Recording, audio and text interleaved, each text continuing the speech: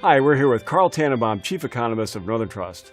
Carl, great to see you. Good to be with you. So there's so much going on in Washington these days. It's sometimes hard to keep up. How has this affected the national mood? Well, quite surprisingly, even though it seems to be a very volatile environment, the national mood is fantastic. Surveys of consumer confidence, of business confidence are all very high. Market volatility is very low. And so there's almost a spirit of what me worry as events in Washington unfold. How do we reconcile this degree of uncertainty with the market optimism?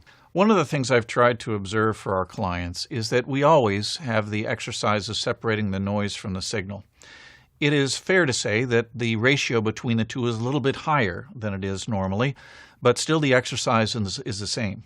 And so economic actors seem to be filtering through to what they see as signal, and what they see in the signal they like, and as a result, their optimism about the future is unaffected by the maelstrom in Washington.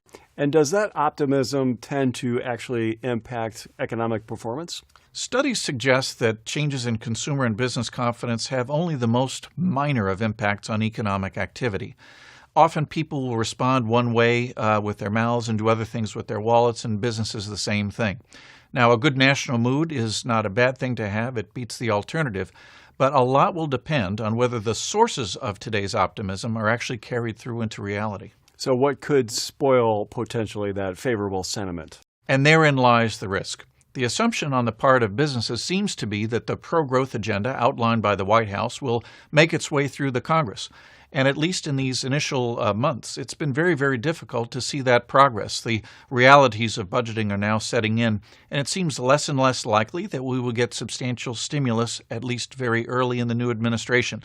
If those policies don't come through, then consumers, businesses, and the markets may have to reevaluate what has been an optimistic start to the Trump administration.